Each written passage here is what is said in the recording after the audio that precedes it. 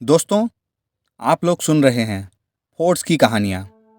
बात उस समय की है जब हमने गांव छोड़ा, मानो तकरीबन 15-20 साल पहले की।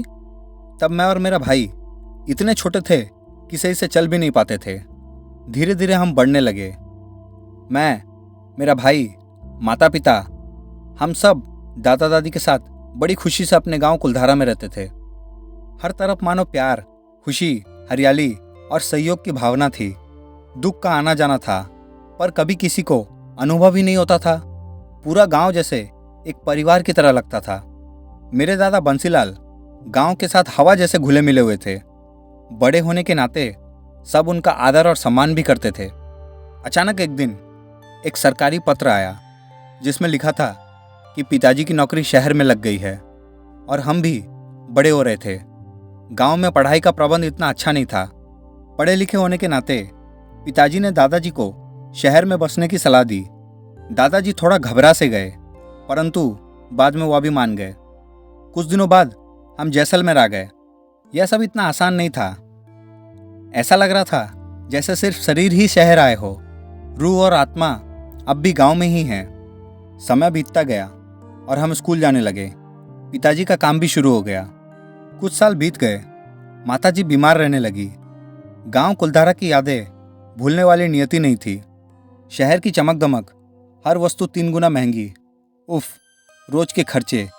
ऊपर से माताजी की बीमारी इतनी लंबी चली कि वह खुद ही चल बसी। हम निराश होकर बिखरने लगे। पढ़ाई चलती रही।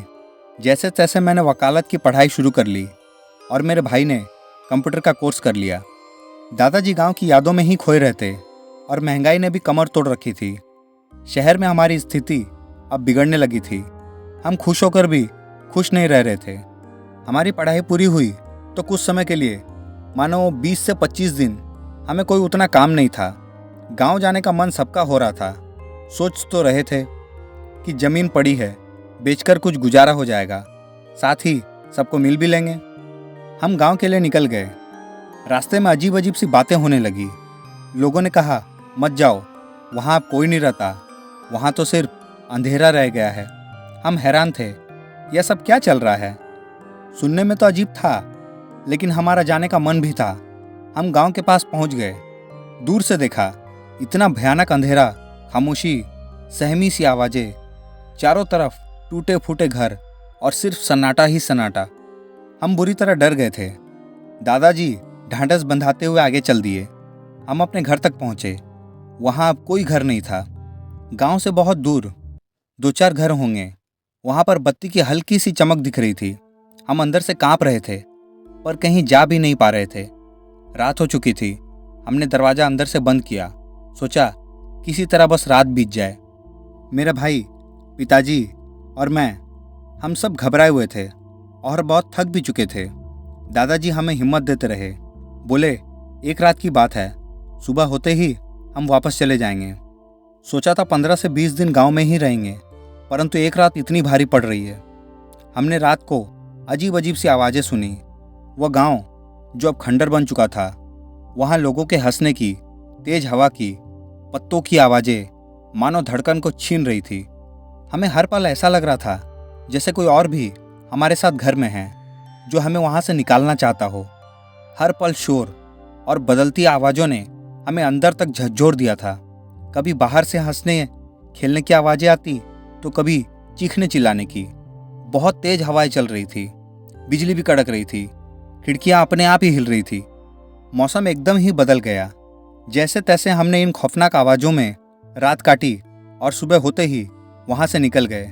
हमारे मन में कई सवाल थे। हम जानना चाहते थे कि यह क्या था, कोई जादू टोना या कोई शैतानी ताकत। हम में से किसी को भी कुछ समझ नहीं आ रहा था। गांव से बाहर निकलते ही हमें किसी बुजुर्ग ने बताया, यह कोई जादू टोना नहीं है, यह गांव पर कुदरत का एक प्रकोप है जो हंसता खेलता गांव तबाह हो गया।